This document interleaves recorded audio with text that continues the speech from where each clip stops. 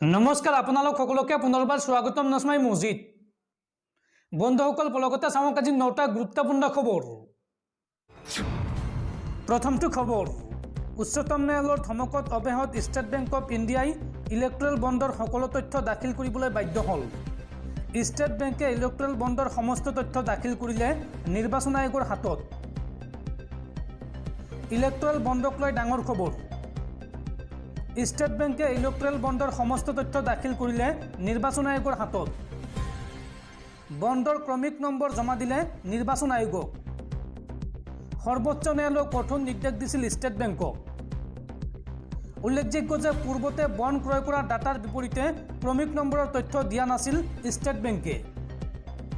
ফলশ্ৰুতিত গোপন হৈ আছিল কোনে কোনটো দলক কিমান টকাৰ বৰঙণি আগবঢ়াইছিল, সেই তথ্য গোপন হৈ আছিল। আৰু পূৰ্বতে ষ্টেট বেংকে দুখনকৈ তালিকা দিছিল নিৰ্বাচন আয়োগক। আৰু এই তথ্য সম্পূৰ্ণ নহয় বুলি উচ্চতম ন্যায়ালয়ে কঠোৰ সমালোচনা কৰিছিল ষ্টেট বেংকক। আৰু উচ্চতম ন্যায়ালয়ৰ কঠোৰ নিৰ্দেশৰ পিছতেই সম্পূৰ্ণ তথ্য দাখিল কৰে ষ্টেট বেংকে। পৰৱৰ্তী খবৰ, দিল্লীৰ মুখ্যমন্ত্ৰী অৰবিন্দ কেজৰিৱালক গ্ৰেপ্তাৰ। ইডিয়ে গ্ৰেপ্তাৰ কৰিলে দিল্লীৰ মুখ্যমন্ত্ৰী তথা আম আদমি পাৰ্টিৰ মুৰব্বী অৰবিন্দ কেজৰিৱালক। দিল্লীৰ মুখ্যমন্ত্ৰী অৰবিন্দ কেজৰিৱালক গ্ৰেপ্তাৰ। ইডিয়ে গ্ৰেপ্তাৰ কৰিলে দিল্লীৰ মুখ্যমন্ত্ৰী অৰবিন্দ কেজৰিৱালক। দীৰ্ঘ সময় সোধাপোছাৰ অন্তত গ্ৰেপ্তাৰ কৰে ইডিয়ে। উল্লেখযোগ্য যে কালি সন্ধিয়া 7 বজাৰ পৰা ইডিয়ে চলাইছিল জেৰা। আৰু কেইবা ঘণ্টাজোৰা জেৰাৰ অন্তত গ্ৰেপ্তাৰ কৰা হৈছে দিল্লীৰ মুখ্যমন্ত্ৰী অৰবিন্দ কেজৰিৱালক। পৰৱৰ্তী খবৰ, মুখ্যমন্ত্ৰী ডক্টৰ হিমন্ত বিশ্ব শৰ্মাৰ ভাতৃ তথা শোণিতপুৰ জিলাৰ SP সুশান্ত বিশ্ব শৰ্মাক বদলি। অসম আৰক্ষীৰ মুখ্য কাৰ্যালয়লৈ বদলি কৰা হৈছে আৰক্ষী বিষয়াগৰাকীক। ৰাজনৈতিক নেতাৰ ঘনিষ্ঠ হোৱাৰ বাবেই নিৰ্বাচনৰ প্ৰাক মুহূৰ্তত বদলি কৰা হৈছে। এই বৃহৎ সিদ্ধান্ত গ্ৰহণ কৰিছে নিৰ্বাচনী আয়োগে। বন্ধুসকল, তাৰপিছত 4 নম্বৰ খবৰটো জনোৱাৰ আগতে আপোনালৈ এটা সৰু ৰিকুৱেষ্ট, যদি তেওঁলোকে এইটো ভিডিঅ'ত লাইক কৰা নাই তেন্তে প্লিজ এটা লাইক কৰি দিয়ক। আৰু এনেকুৱা ধৰণৰ নতুন নতুন ভিডিঅ' পাবলৈ চেনেলটো ছাবস্ক্ৰাইব কৰি কাষত থকা বেল আইকনটো প্ৰেছ কৰি ৰাখক। পৰৱৰ্তী খবৰ, কেন্দ্ৰীয় চৰকাৰৰ বৃহৎ ঘোষণা। ৰোহিংগীয়াসকলে দাবী কৰিব নোৱাৰে ভাৰতৰ মৌলিক অধিকাৰ।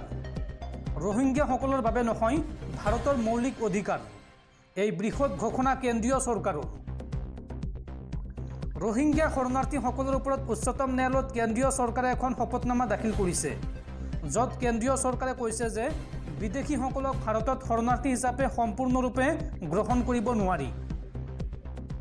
কেন্দ্ৰীয় চৰকাৰে কয় যে বিশ্বৰ সৰ্বাধিক জনসংখ্যা আৰু সীমিত সম্পদ থকা এখন উন্নয়নশীল দেশ হিচাপে ভাৰতে নিজৰ দেশৰ নাগৰিকক অগ্ৰাধিকাৰ দিয়াটো প্ৰয়োজনীয়।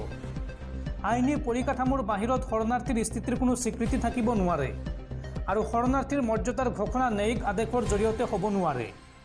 কেন্দ্ৰীয় চৰকাৰে কয় যে অধিকাংশ বিদেশীয়ে অবৈধভাৱে ভাৰতত প্ৰৱেশ কৰিছে আৰু সংবিধান অনুসৰি মৌলিক অধিকাৰ কেৱল দেশৰ নাগৰিকেহে লাভ কৰিব লাগে। কেন্দ্ৰীয় চৰকাৰে লগতে কয় যে অবৈধ শৰণাৰ্থী হোৱাৰ বাবে ৰোহিংগীয়াসকলে সংবিধানৰ 3 নং অনুচ্ছেদ অনুসৰি সুৰক্ষাৰ দাবী কৰিব নোৱাৰে, কিয়নো এই অনুচ্ছেদত কেৱল দেশৰ নাগৰিকক সুৰক্ষা দিয়া কথাহে উল্লেখ আছে। এজন বিদেশীৰ কেৱল অনুচ্ছেদ 21ৰ অধীনত জীৱন আৰু স্বাধীনতাৰ অধিকাৰ আছে। ভাৰতত বাস বা বসতি স্থাপনৰ মৌলিক অধিকাৰ দাবী কৰিব নোৱাৰে তেওঁলোকে। এই অধিকাৰ কেৱল ভাৰতীয় নাগৰিকৰ বাবেহে উপলব্ধ। এই মন্তব্য কেন্দ্ৰীয় চৰকাৰৰ।